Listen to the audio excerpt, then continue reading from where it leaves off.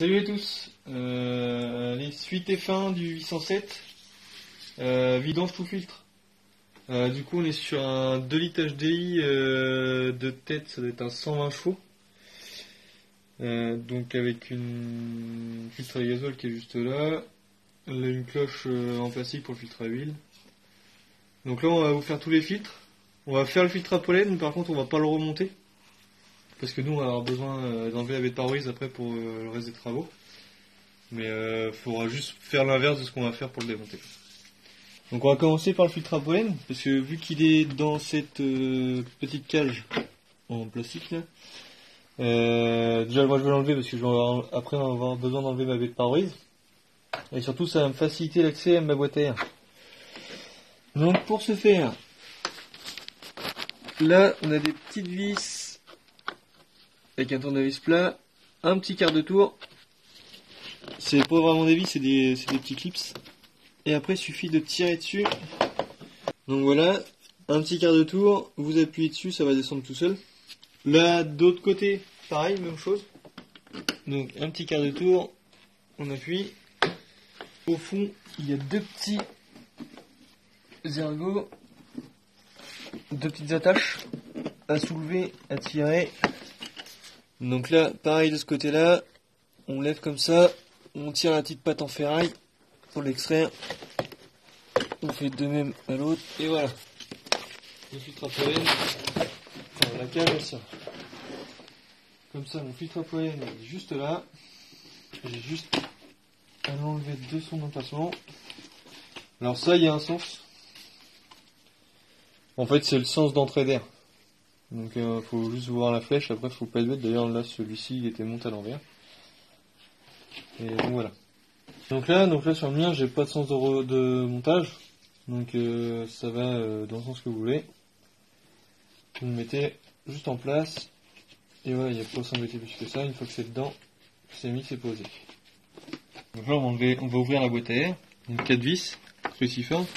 Ici, une de l'autre côté et deux là-bas au bout.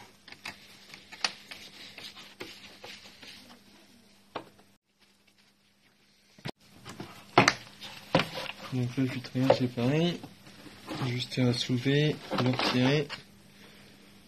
Enlever les trois petites feuilles mortes. Ensuite, le nouveau, si vous trompez de sens, là, je peux plus rien pour vous. Tac, ça vient juste en lieu et place de l'ancien. Et vous remettez simplement la boîte à air, les 4 vis. Et voilà.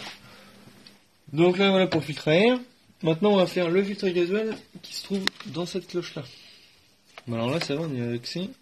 On va juste déclipser la petite prise là. Enlever les deux connectiques, les deux tuyaux. Donc là, il faut pincer au-dessus et en dessous.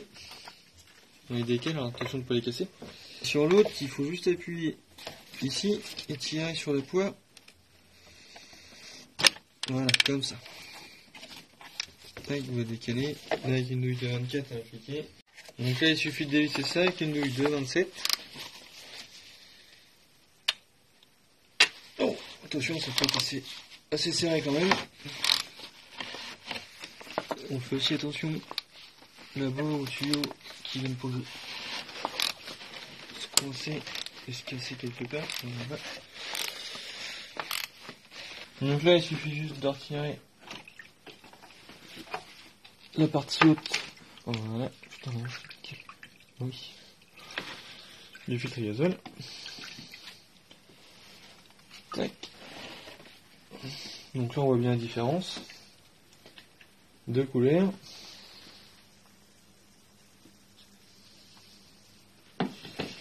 Ensuite, alors ça, si vous voulez vous amuser, vous pouvez enlever, nettoyer. Moi, je le fais pas forcément. Normalement, c'est censé. Bref, pourquoi je le fais pas? Parce que moi, à chaque vidange, je fais tous les filtres. Du moins mes clients. Après, chacun fait comme il veut. On enlève le joint.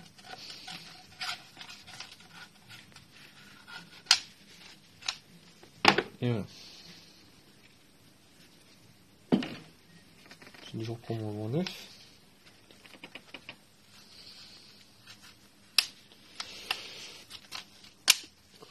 Je le mets bien à sa place. Un petit peu de graisse sur tout le tour du joint. Léger, hein, pas besoin d'en foutre trop tonnes. Là ensuite, il suffit de venir remboîter son filtre dedans. On entend que c'est bien remboîté. Et on vient le remettre à sa place. Donc pareil, en faisant bien attention de ne pas le faire prendre de travers. Normalement, il faut y aller pour se tromper. Donc là, on vient venir serrer le filtre. Alors c'est un petit peu dur, c'est normal. On est plastique comme plastique. Et sur des pièces qui se déforment assez, donc c'est logique. Alors là-dessus, je crois que la force de serrage, elle doit être écrite dessus. Je vais vous dire ça tout de suite. Mais sinon, de toute manière, là on voit l'arête ici. Il faut qu'elle vienne en contrainte là. Et de toute manière, vous pourrez pas serrer plus fort. Donc si ça fuit, c'est que votre joint est mal mis. Soit que votre joint est mal mis, soit que votre couvercle est pris de travers. Mais s'il est pris de travers, vous aurez vraiment forcé très fort. Ensuite, je vais remettre mes tuyaux. Donc bien clipsé, il faut bien que j'entende que ça se clipse dedans, dans les raccords. Tac. La petite prise électrique.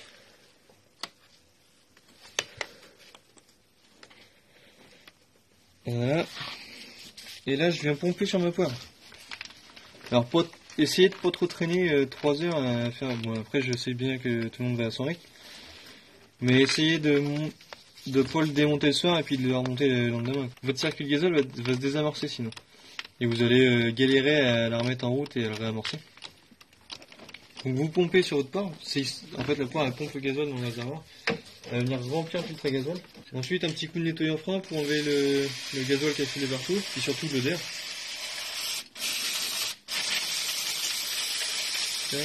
Un petit coup de soufflette après pour tout sécher. Et voilà. Donc là qu'on a rempli avec notre petite poire le filtre à gazole, mettez votre véhicule en route. Pour l'instant, on peut le mettre, on n'a pas envie d'enlever l'huile encore. Donc voilà. Et vous le laissez tourner quelques 1 ou 2 minutes quand ce sera amorce. Vous tenez accélérer un tout petit peu pour pas qu'il se calme. Donc voilà pour le filtre à gazole. Puis faites attention qu'il n'y ait pas de fuite. Au niveau de votre couvercle et surtout qu'il cale pas parce que sinon après vous allez vous embêter à le remettre en route.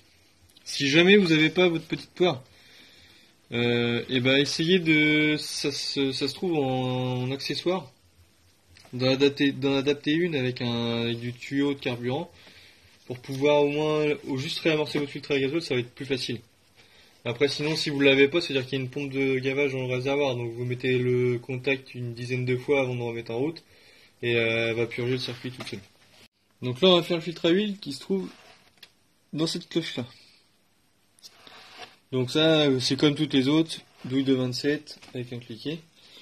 Donc juste avant on ouvre le petit bouchon d'huile, de remplissage d'huile, ça va éviter de faire de la contre-pression. Alors on est désolé hein, mais il y a de la place, mais il n'y a pas énormément de points de vue pour la vidéo. Donc on fait du mieux qu'on peut. La même histoire que le filtre à gazole. Hop, ça va en mettre partout.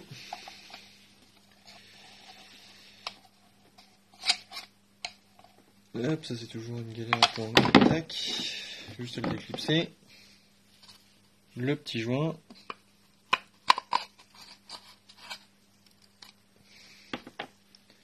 Bon, je mets un petit coup de nettoyant fond dans ma cloche. Parce que c'est Pâques. Non pas parce que c'est Pâques.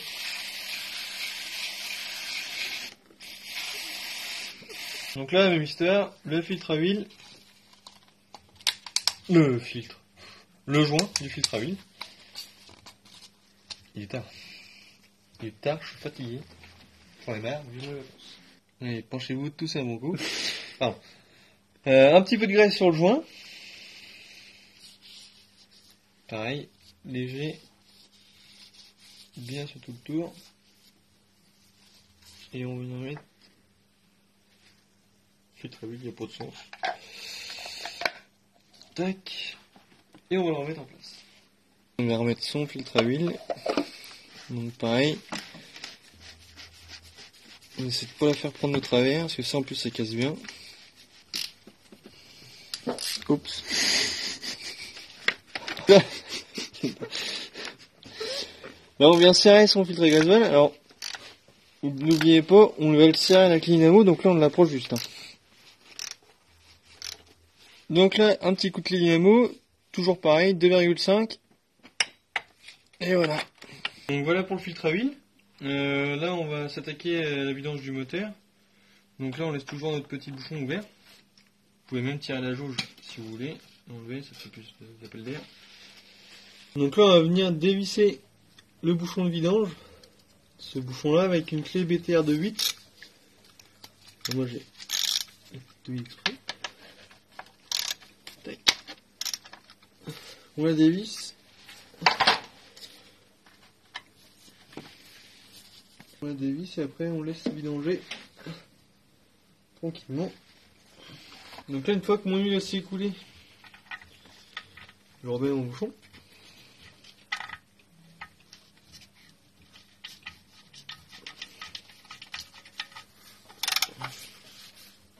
Je le resserre. Pas trop fort non plus. Et voilà. Donc maintenant une fois que j'ai fait ça, je vais remettre mon huile. Vu qu'il y a un FAP 5,30. Et là la quantité du coup c'est 5 litres. Donc après avoir, si vous n'avez pas vraiment le même modèle, vous tapez votre pack d'IBAT toujours sur l'application, vous savez très bien. Si vous savez pas l'application, vous allez voir les autres vidéos, comme ça vous saurez quelle application il vous faut. Sur l'application, le nom Liquimoli est assez gratuit, vous pouvez l'avoir avec Android et Apple. Donc là, j'ai laissé descendre un peu mon huile. J'ai cru que ma jauge était cassée. Un petit coup de nettoyage de jauge. On la replonge dans le petit jauge. Clac. Et on fait le niveau. Et là on est pas mal. Pile poil, on est là. Donc là on va faire tourner 2 minutes, le temps de réamorcer le filtre à huile.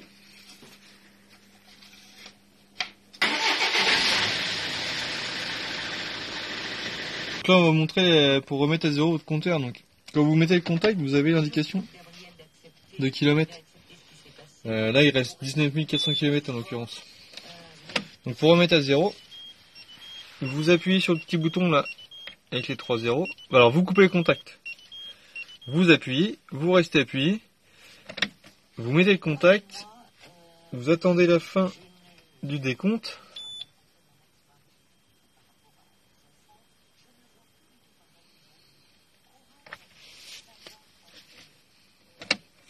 Vous pompez.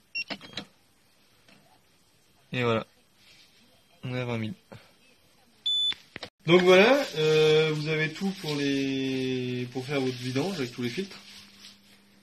Si vous avez un doute, laissez un petit commentaire ou allez sur la page Facebook. Voilà. Donc vous n'hésitez pas à vous abonner, à partager la vidéo, les vidéos, la page Facebook, la page YouTube. Si vous êtes de Normandie, vous pouvez prendre un petit rendez-vous. Dans la description la liste des outils à utiliser. On n'oublie pas aussi le caméraman Atelier Rustique avec sa page Facebook et YouTube. Et voilà, et encore merci de vos commentaires, de faire vivre cette chaîne et d'essayer de la faire vivre un peu plus. Voilà.